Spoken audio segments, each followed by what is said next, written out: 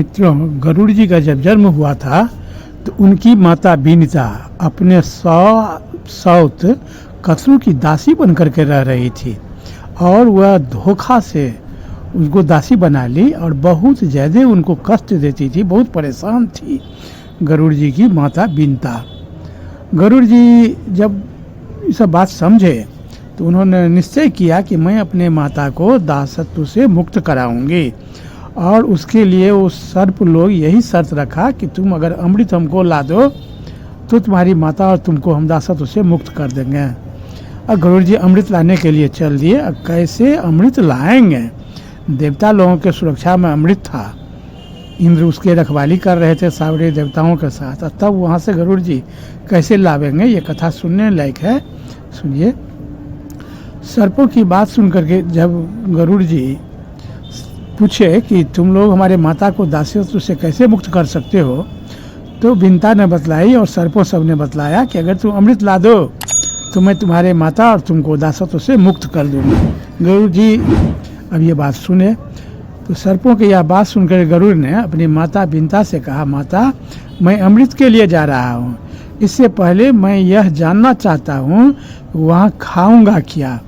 बीनिता ने कहा, बेटा समुद्र में निषादों की एक बस्ती है, उन्हें खाकर तुम अमृत ले आओ। एक बात का स्मरण रखना, ब्राह्मण का वध कभी न करना, वे सबके लिए अवध्य हैं। गरुड़ जी माता जी के आज्ञा के अनुसार उस द्वीप के निषादों को खाकर आगे बढ़े। वे कश्यप जी के पास गए। कश्यप जी ने पूछा, बेटा तुम लोग सकुशल तो हो, आवश्यकता अनुसार भोजन तो मिल जाता है ना। गरुड़ जी ने कहा, मेरी माता सकुशल हैं, हम भी सानंद हैं, यथेष्ट भोजन न मिलने से कुछ दुख रहता है। मैं अपनी माता को दासीपन से छुड़ाने के लिए सर्पों के कहने पर अमृत लाने के लिए जा रहा हूँ। माता ने मुझे निषादों का भोजन करने के लिए कहा था, परंतु उससे मेरा पेट नहीं भरा।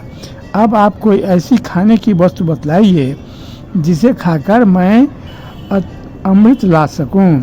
कश्यप जी ने कहा, बेटा यहाँ से थोड़ी दूर पर एक विश्वविख्यात सरोवर है, उसमें एक हाथी और एक कछुआ रहता है। वे दोनों पूर्व जन्म के भाई परंतु एक दूसरे के शत्रु हैं। वे अब भी एक दूसरे से उलझे रहते हैं। वे दोनों ऋषि थे। ऋषि दोनों भाई पैतृक संपत्ति के लिए आपस में लड़ा करते थे और उसी कारण से लड़ते लड़ते एक दूसरे को सांप दे करके एक कछुआ बन गए और एक हाथी बन गए। दोनों आपस में अभी भी लड़ाई करते रहते हैं। तो तुम उन दोनों को खा जाओ, उससे वहाँ के सभी जीवों का कल्याण होगा। वहाँ का सारा जीव त्रस्त है। उन लोगों को लड़ाई से कोई वहाँ सरोवर पर नहीं जाता, जंगल से सारा जीव जंतु भाग गया है।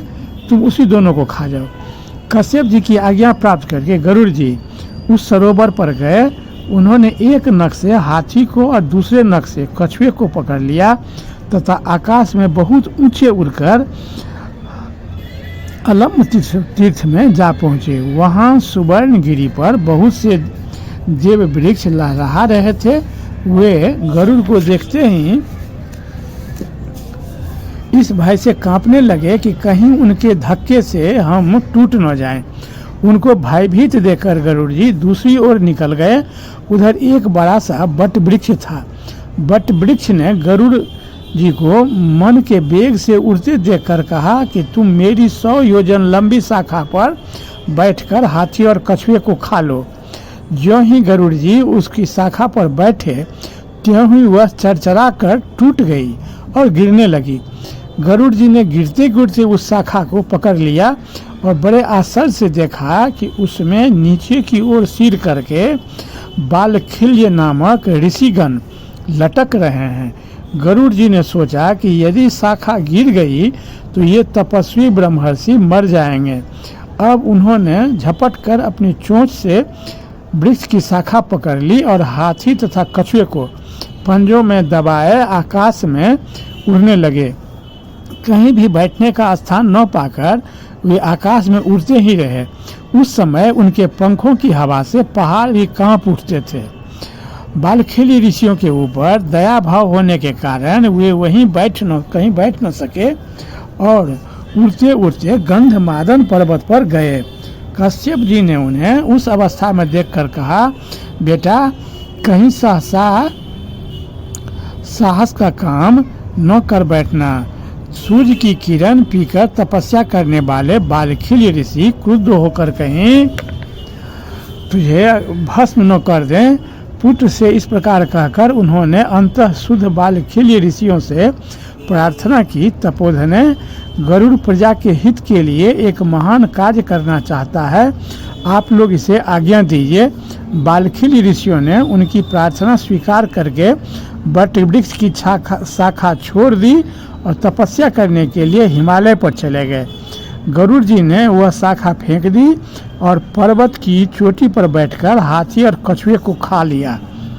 गरुड़ जी खा पीकर पर्वत की उस चोटी से ही ऊपर की ओर उड़े।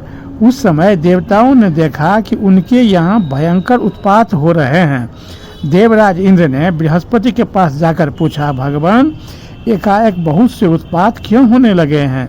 कोई ऐसा शत्रु तो नहीं दिखाई पड़ता जो मुझे युद्ध में जीत सके।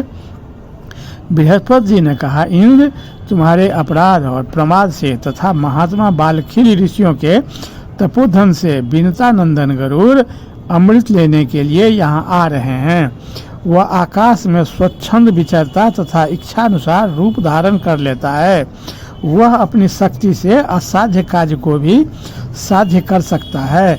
अवश्य ही उसमें अमृत हर ले जाने की शक्ति है। बृहस्पति जी का बात सुनकर इंद्र ने अमृत के रक्षकों को सावधान करके कहा कि देखो, परम पराक्रमी पक्षी राज गरुड़ यहाँ से अमृत ले जाने के लिए आ रहे हैं। सचेत रहो, वह बलपूर्वक अमृत न ले जाने पाए। सभी देवता और एवं स्वयं इंद्र भी अमृत को घेरकर उसकी रक्षा के लिए डट गए। गरुड़ ने वहां पहुंचते ही पंखों की हवा से इतनी धूल उड़ाई कि देवता अंधे से हो गए। वे धूल से ढककर मूढ़ से बन गए। सभी रक्षक आंखें खराब होने के डर से डर गए। वे एक क्षण तक गरुड़ को देख भी नहीं सके। सारा स्वर्ग क्षुब्ध हो गया। चोंच और डैनों की चोट से देवताओं के शरीर जर्जर हो गया। इंद्र ने वायु को आज्ञा दी कि तुम यह धूल का पर्दा फाड़ दो, तब यह तुम्हारा कर्तव्य है। वायु ने वैसा ही किया।